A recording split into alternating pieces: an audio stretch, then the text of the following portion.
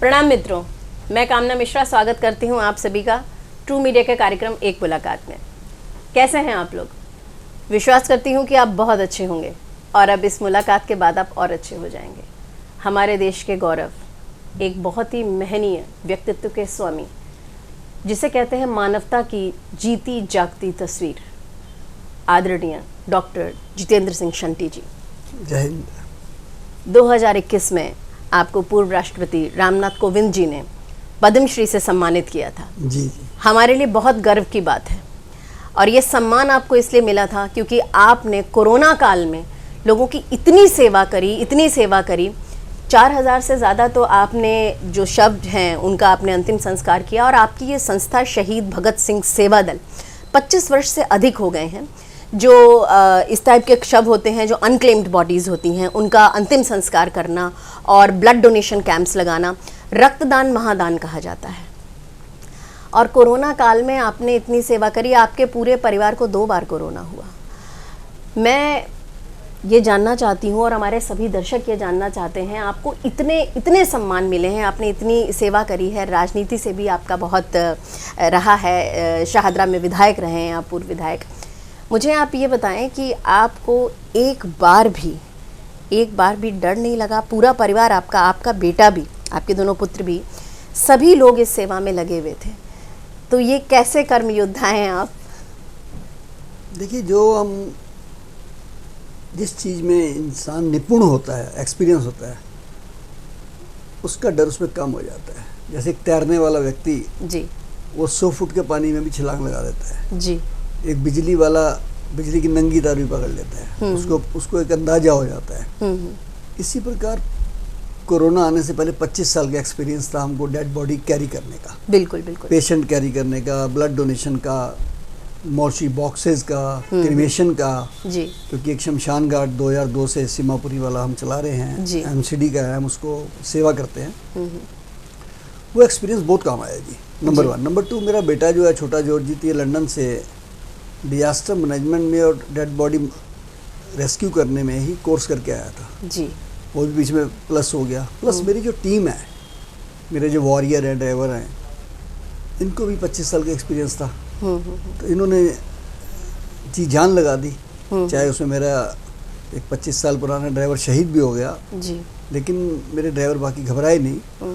उन सब की वजह से और परिवार के सहयोग की वजह से, और उससे भी बड़ी बात कि हमारे जो गुरु गोविंद सिंह जी थे, जिनके हम वंशज हैं जी, बिल्कुल, उनको जब देखते हैं और याद आता है कि देश शिवा बरमोहे शुभ कर्मंते कब हो न टरो, न डरो अरसो जब जाए लरो, निश्चय कर अपनी जीत करो। बिल्कुल, इसलिए हम डटे रहे। देखिए, सिख धर्म पूरी दुनिया में मानवता के लिए जाना जाता है, बहुत सेवा भाव है, तो ये तो आपके जो कहते हैं कि परवरिश में ही है, लेकिन हर सिख जितेंद्र सिंह शंटी नहीं है।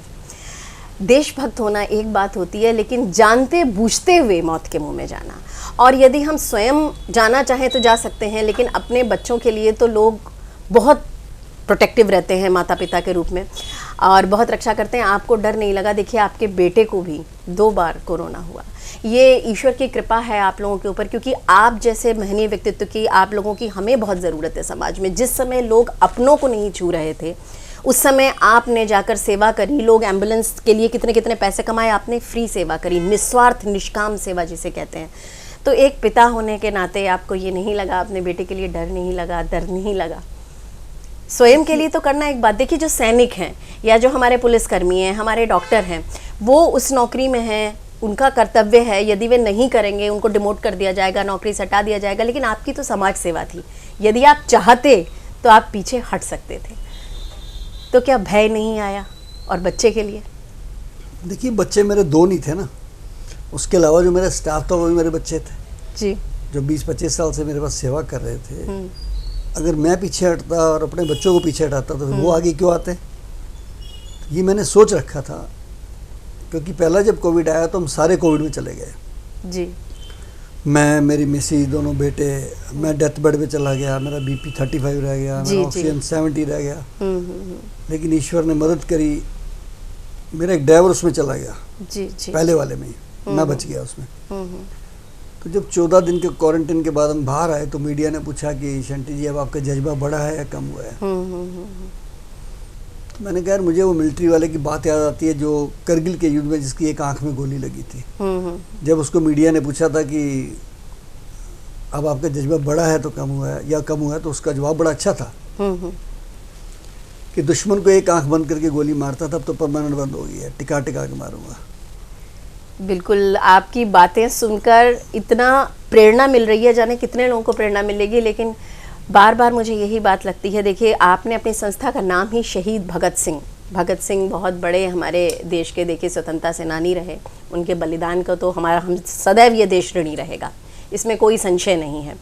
ये सेवा भाव आपके अंदर बचपन से ही था। आपका जो लालन पालन है, परवरिश है और सब जो अब किसी के परिवार में हुई, मैं समझती हूँ कि आपके माता पिता को इसका पूरा श्रेय जाता है, जो इतना सेवा भाव आपके अंदर है। बहुत बड़ा श्रेय जाता है। एक्चुअली मैं जब छोटा था तो हम लोगों ने गरीबियत भी देखी बहुत। मैं विवेक विहार के एमसीडी के स्कूल में पढ़ा हूँ, जमीन पे बैठ के। जी जी। उस समय तो ये टेंट ही होते थे, बिल्कुल बिल्कुल, बेंच भी नहीं होते थे। हाँ जी। और पिताजी का काम धीरे धीरे सेट होता रहा। उसके बाद मैं बहुत छोटा ही था तो पिताजी की डेथ हो गई, तो मैं अपनी शिक्षा भी पूरी नहीं कर सका। तब मैं झिलमिल के government boys senior secondary school में पढ़ता था। अच्छा अच्छा। जब मैंने 95 में शहीद भगत सिंह सेवा दल शुरू किया जी, तो मेरी माताजी ने 3 बातें मुझे कही जो मैंने गांठ मान ली। कहते बेटा अगर तूने शुरू किया ना, बंद मत करियो अब तो इस सेवा भाव को। जी। दूसरी बात, रात के 2 बजे और 4 बजे किसी को मना नहीं करना तूने कि मैं सेवा नहीं दे सकता या थका हुआ हूँ। और तीसरी बात, अहंकार नहीं करना तूने कभी। जी बिल्कुल। कि मैं कर रहा हूँ, तू नहीं कर रहा है, वो करा रहा है तेरे को चुना है। बिल्कुल। तो वो माँ का जो आशीर्वाद था जी, उनकी जो ब्लेसिंग थी वो मेरे साथ थी। फिर मिसी ने साथ दिया, फिर बच्चों ने साथ दिया, तो वो एक ऐसा माहौल बन गया। सारा वातावरण ही आपका मतलब सेवा में ही रहा है। लेकिन जो मेरे जीवन में बदलाव आया वो एकदम 95 में तब आया जब मैं दिल्ली के शमशान घाट में जी निगम बोध में किसी का संस्कार में गए थे। वहाँ देखते हैं कि एक आदमी लोगों की अध जली हुई लकड़ियों को उठा के रख रहा है जो डेड बॉडी के आसपास पड़ी होती है। जी जी जी। तो हमें लगा शायद चोरी कर रहा है वो। तो मेरे दोस्तों ने, मैंने टोका तो कहने लगा चोरी नहीं कर रहा, मेरे जवान बच्चे की मृत्यु हो गई है और मेरे पास इतने पैसे नहीं है कि मैं संस्कार कर सकूं। बड़ा अपने आप पे आत्मग्लानि हुई यार। राष्ट्रीय राजधानी में रह रहे हैं जहाँ लोग करोड़ों रुपए शादी में लगाते हैं, यूनिवर्सिटी में लगाते हैं, मकान पे लगाते हैं। उस दिल्ली के अंदर एक पिता अपने बच्चे की लाश लेके बैठा है, एक बाप। तो हमने उसका संस्कार तो कराया ही कराया। उस दिन शाम को निश्चय किया हमने जी कि हम एक संस्था बनाएंगे। जबकि मेरे कई दोस्तों ने कहा है तो सरकार का काम है, प्रशासन का काम है। मैं भी यही कहने वाली थी कि ऐसी घटनाएं बहुत घटती रहती हैं, लेकिन आपके मन में ये जज्बा आया। उसका मैंने जवाब दिया। मैंने कहा देखिए हर चीज़ में प्रशासन पे डिपेंड नहीं करना है। घर में पानी साफ नहीं आता तो आरओ हम लगाते हैं ना। जी बिल्कुल सही बात। लाइट जाती है बार बार, इन्वर्टर लगाते हैं, सिक्योरिटी के लिए सीसीटीवी कैमरे लगाते हैं, सब कुछ सरकार तो नहीं लगाती। तो हमने एक शमशान घाट अडॉप्ट किया पहले। अच्छा। लोगों ने फक्तियाँ भी कसी, जी जी जी, भरा बुला भी कहा, ये किसी ने कहा ये कि कोई पॉलिटिक्स कर रहे होंगे, किसी ने कहा पैसे वैसे कमाने के चक्कर में कर रहे होंगे। उन दिन मेरे अपने परिवार से मेरा भाई कहने लग गया ये तो कफन बेचते हैं, किसको रोकोगे अब आप। हाँ सही बात है।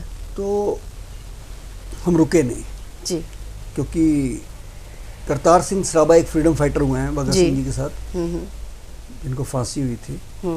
उनका एक शेर था कि सेवा देश और कौम दी बड़ी औखी, गल्लां करनियां बड़ियां सुखलियां ने, जिन्हां इस सेवा विच पैर पाया उन्हां लखां मुसीबतां चलियां ने। बिल्कुल बिल्कुल मुसीबत तो आनी थी। मुसीबतें और आरोप, झूठे आरोप, जो परवाह नहीं करता, जो सीधा चलता जाता है वही। तो आपको पद्मश्री जब मिला, देखिए ये आपका जो निष्काम भाव सेवा, जैसे आपने कहा 95 में शुरू हुआ, तो अब 29वां वर्ष चल रहा है।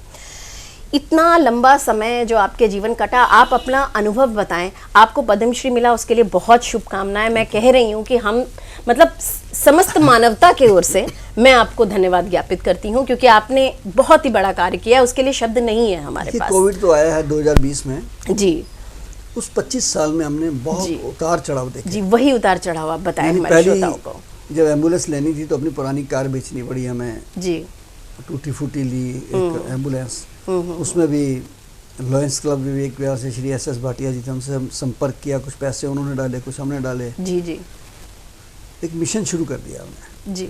बिना किसी सरकारी मदद के।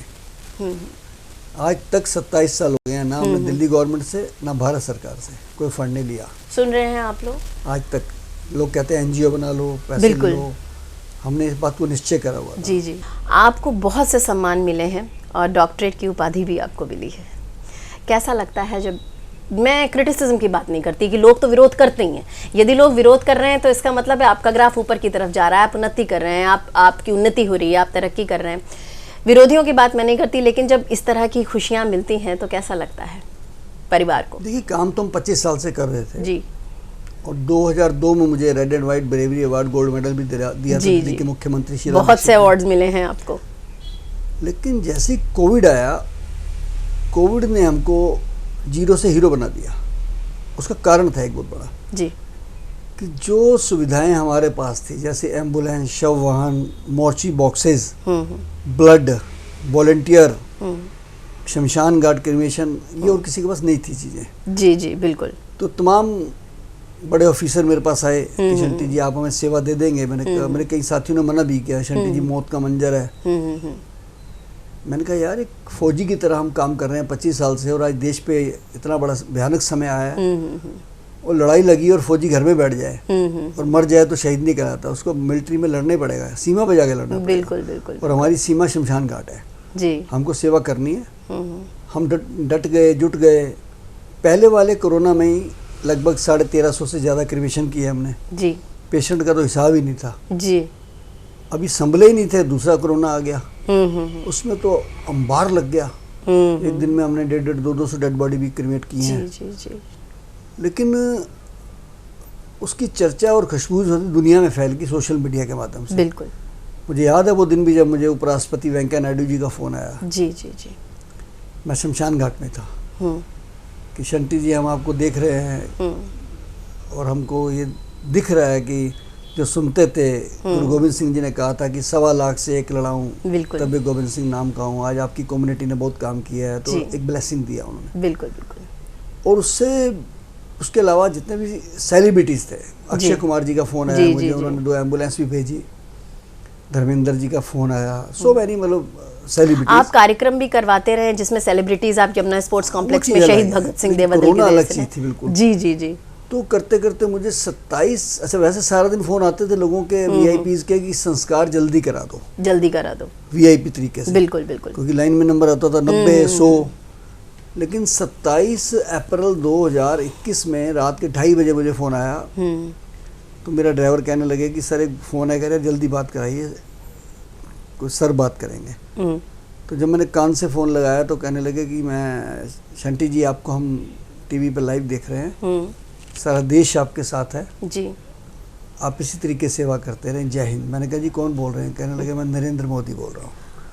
तो हमारे लिए तो रोंगटे खड़े हो गए कि एक देश के प्रधान सेवक, बिल्कुल, प्रधानमंत्री जी इतना माइक्रो लेवल पे देखते हैं यार, कि अपने देश के बारे में सोचते हैं कि कौन रात के 2:30 बजे क्या कर रहे हैं टीवी देख के।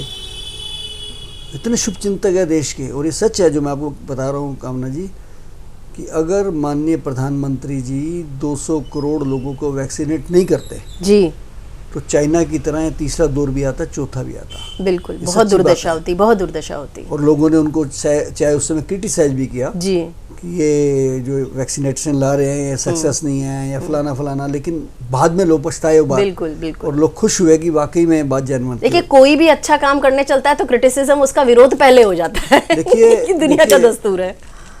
दिल्ली में प्रशासन एकदम खत्म हो गया था एक तरीके से। प्रशासनिक लोगों ने टेलीफोन उठाने बंद कर दिए थे। दिल्ली सरकार के अधिकारियों ने फोन उठाने बंद कर दिए थे। कोरोना काल की बात कर रहे हैं। चुने हुए इनके नुमाइंदों ने भी, इतने भी एमएलए वगैरह थे। बट हुआ क्या कि एक ऐसी रात भी आई दूसरे दौर में कि एक ही रात में जयपुर गोल्डन हॉस्पिटल में 25 लोग मर गए। Lack of oxygen. जी जी जी, ये बहुत बड़ी बात थी कि राष्ट्रीय राजधानी में 25 लोगों का मर जाना। लेकिन माननीय गृह मंत्री जी सड़क पे उतरे। जी जी, मिलिट्री सड़क पे उतरी। DRDO हॉस्पिटल बना, एक वो छतरपुर के पास बना, वहाँ लोगों को सुविधाएं दी गई, तब जाके दिल्ली संभली, नहीं तो लाशें सड़कों पे पड़ी होती। इसके अलावा जो संसाधन होने चाहिए थे हॉस्पिटल्स में, उसमें दिल्ली सरकार फ्लॉप हो गई। ना एम्बुलेंस, ना शव वाहन, ना मोर्चरी बैग इनके पास, ना ग्लव्स, ना पीपी किटें, ना इनके पास स्ट्रेचर थे, ना व्हील चेयर थी। 25 वेंटिलेटर जीटीबी हॉस्पिटल में लगे हुए थे, चलाने वाला एक बंदा नहीं था। जी जी। सफाई कर्मचारी ऑन करते थे, सफाई कर्मचारी बंद कर देते थे। मरने के बाद लोगों 2-2 दिन पड़े रहे, 3-3 दिन बेड के ऊपर। जी जी जी। उठाने वाला कोई नहीं था। बिल्कुल बिल्कुल। इसी मोर्चरी से जीटीबी की हम 50 से 60 बॉडी तक पर डे उठाई है हमने, पर डे। जी बिल्कुल। तो वो माहौल जो बना, उसको देखते हुए हमारे वॉरियर, मेरे ड्राइवर घबराए नहीं। मतलब आप लोगों में एक जुनून आ गया कि भाई कि अब करना है या मरना है। अब देखिए दूसरा दौर आया तो मैं शमशान में बैठा था जी, बॉडी ही नहीं खत्म होती थी। जी जी, दिन रात वहीं था, दिन रात वहीं। मेरा बेटा वेंटिलेटर पे था। हाँ जी। मेरा ड्राइवर वेंटिलेटर पे था, सॉरी मैनेजर जी जी राजू, उसकी ऑक्सीजन 50-60 रह गई। अब मैं कहाँ जाऊँ? मैं तो बड़ा परेशान।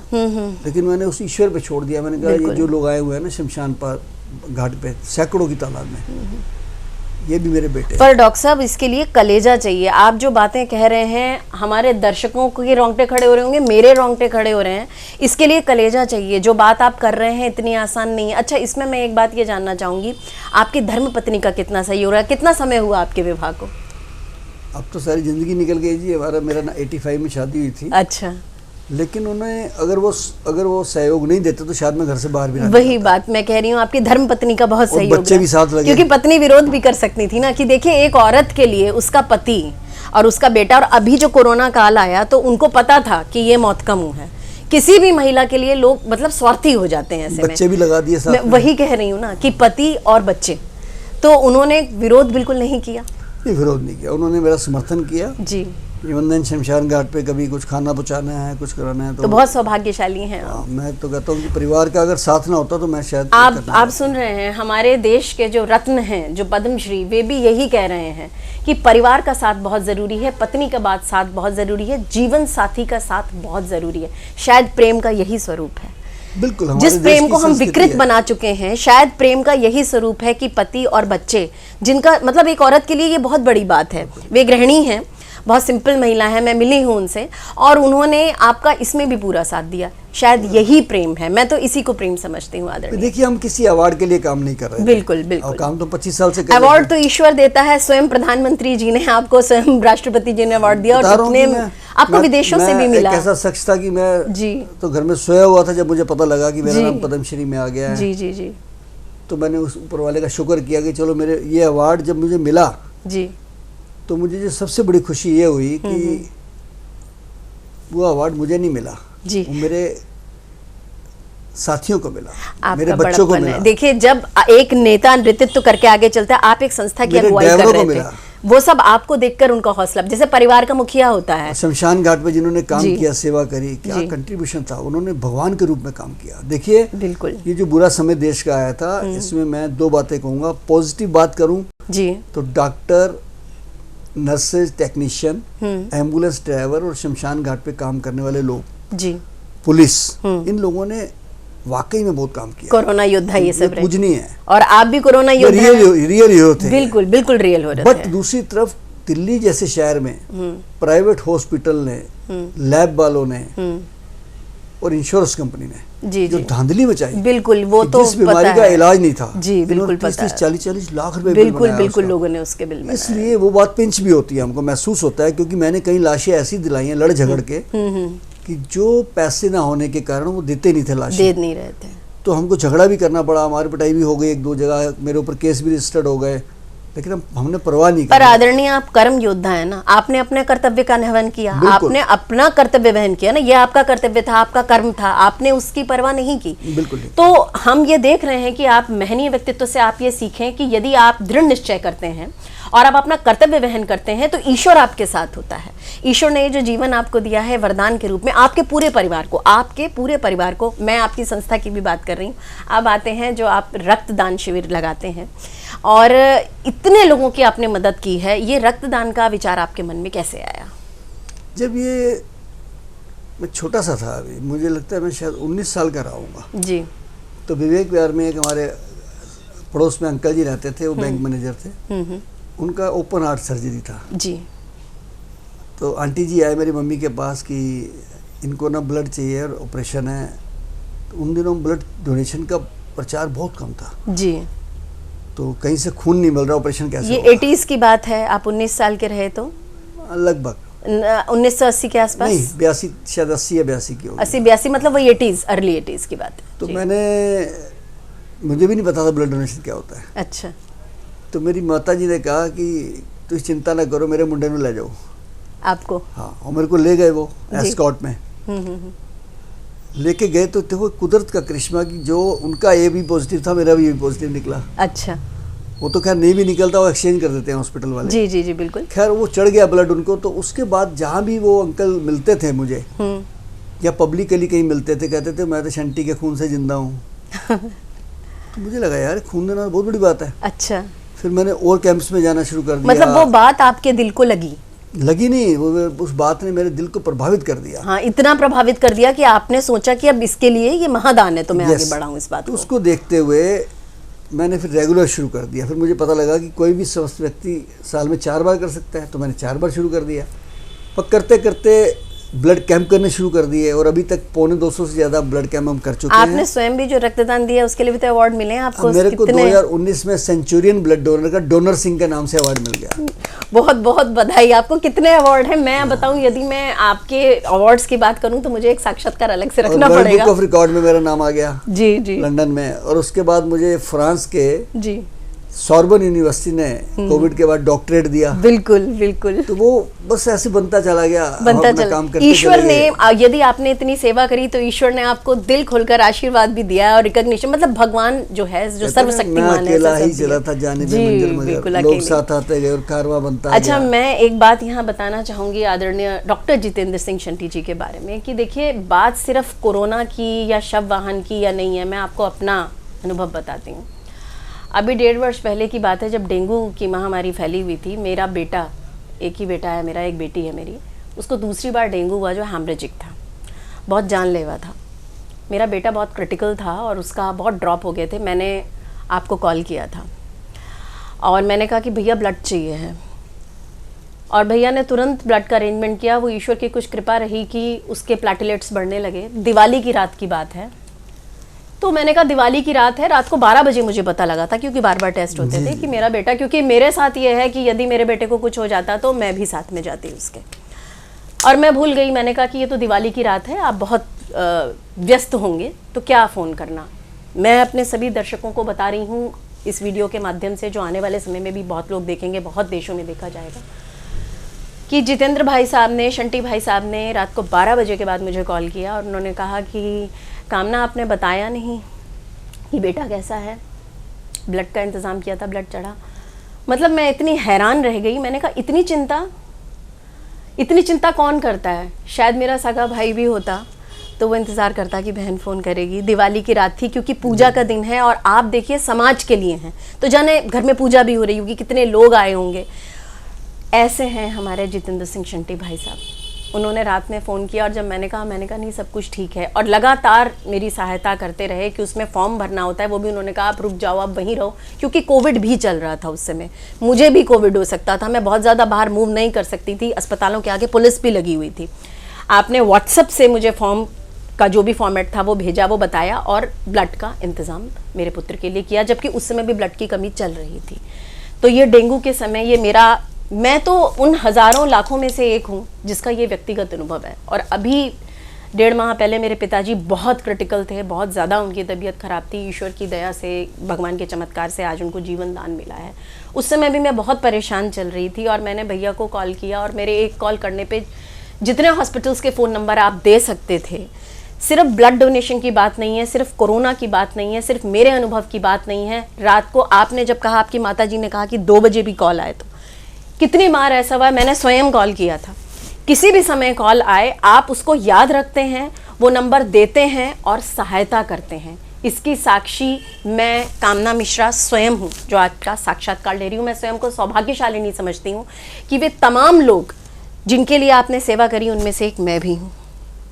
तो मैं आपको हृदय दिल से पूरे विश्व के सामने, एक माँ होने के नाते, एक बेटी होने के नाते आपको कृतज्ञता ज्ञापित करती हूँ कि आपने मेरे भी परिवार के लिए बहुत किया है। बहुत फर्ज है किया जी, अपना निभाते रहे। फर्ज है, लेकिन सब नहीं निभाते भाई साहब। मैं अक्सर फर्ज तो कहता है। हूँ कि कौन कहता है कि आसमान पे सुराख हो नहीं सकता, एक पत्थर तो तबीयत से उछालो यारो, बिल्कुल कोशिश बिल्कुल। तो करो। और बड़ा सौभाग्य है मेरा कि मैं आज यहाँ आपके साथ बैठी हुई हूँ। आज 35 एम्बुलेंस रन कर रहे हैं हम। ईश्वर की आपने कृपा पिंक से। एम्बुलेंस भी इनॉग्रेट की थी। 2 पिंक एम्बुलेंस हैं जो महिलाओं के लिए हैं। जी, मैं आई थी उसमें। उसमें ड्राइवर भी महिला है। जी जी। तो इसलिए कि कई महिलाएं अनसेफ महसूस करती थी, बिल्कुल, कोई बिल्कुल। डिलीवरी के लिए जा रहे हैं, कोई जी, जी। ट्रीटमेंट के लिए जा रहे हैं। तो ये आपने सोचा, ये विचार आपको महिलाओं के विशेष हाँ, रूप ये से मेरे कैसे मिसेज आया? ने कहा था कि ये ऐसा एक अच्छा। होना चाहिए, ऐसा लेडीज के लिए। इसी बिल्कुल। प्रकार हमने मोर्ची बॉक्स जो बनाए हैं, वो जैसे किसी की डेथ हो जाती है और डेड बॉडी क्या करते हैं हॉस्पिटल वाले, इतने चालाक हैं, 95% हॉस्पिटल में बिल तो बड़े मोटे लेते हैं, लेकिन जी, जी। जब डेथ हो जाती है रात को कहेंगे बॉडी घर ले जाओ। हाँ हाँ हाँ, पता है मॉर्चरी मुझे। नहीं है उनके पास। मुझे पता है। अब मॉर्चरी नहीं तो बेचारे घर वाले कैसे रखेंगे, बॉडी जी, खराब हो जाएगी। जी जी जी। बाजार से वो बॉक्स मंगाते हैं तो 7-8 हज़ार रुपये पर डे का किराया है। तो ऐसे हम उनको फ्री ऑफ कॉस्ट बिल्कुल। मोर्ची बॉक्स भी प्रोवाइड कराते हैं, चाहे वो 1 दिन रखें चाहे 6 दिन रखें। धन्य हैं आप। मैं आपके काम जो आप बताते जा रहे हैं, मतलब ये लिस्ट एंडलेस है और इतनी शुभकामनाएं आपको, बहुत कुछ। अब आप अपने बच्चों के बारे में कुछ बताएं। आपके 2 पुत्र हैं जितनी मुझे जानकारी है। देखिए, मैं सौभाग्यशाली हूँ क्योंकि आजकल ना जो एक ट्रेंड चल रहा है कि अगर बच्चे पिताजी अगर दुकानदारी कर रहे हैं हाँ तो बच्चे कहेंगे नहीं जी नहीं, मैं तो अमेरिका जाऊँगा, हाँ हाँ, ये ट्रेंड तो चल रहा है। मैं तो डॉक्टर बनूंगा, मैं इंजीनियर बनूंगा। जी जी। तो पिताजी का काम समाप्त हो जाता है। मैं भाग्यशाली हूँ कि जो काम मैं बिना पढ़े लिखे, बिना ट्रेनिंग के कर रहा था, वो मेरा बेटा लंदन से करके आया, कवेंट्री यूनिवर्सिटी से जाके, डिजास्टर मैनेजमेंट में। बिल्कुल, सेम ही बिल्कुल। काम है। ये भूचाल आना, तूफान आना, कोरोना आना, बाढ़ आना, ये प्राकृतिक आपदाएं जितनी भी हैं। दिल्ली में बाढ़ आई थी, बिल्कुल। यहाँ हम लोगों ने भी बहुत काम किया। इवन देन हमने 50,000। आपने दिल्ली के बाहर भी बहुत काम किया है। उत्तराखंड गए हम, कश्मीर गए हम, जी जी। हिमाचल गए हम। सैनिटरी पैड हमने बांटे 50,000, जी जी जी जी। जो गवर्नमेंट का फर्ज बनता था। तो मैं भाग्यशाली हूँ कि मेरा बच्चा उसमें। दूसरा बेटा मेरा सोशल मीडिया में बड़ा एक्टिव है जी। पहले वो मुंबई में काम करते थे फिल्म इंडस्ट्री में, अब वो मनीष जी दिल्ली में रह के हमारे साथ सारा सोशल मीडिया संभालते हैं और लोगों का भी करते हैं। क्या नाम है छोटे बेटे का? मनीष पाल सिंह बड़े बड़ा वाले हैं, बेटा? छोटे ज्योतजीत सबरवाल हैं।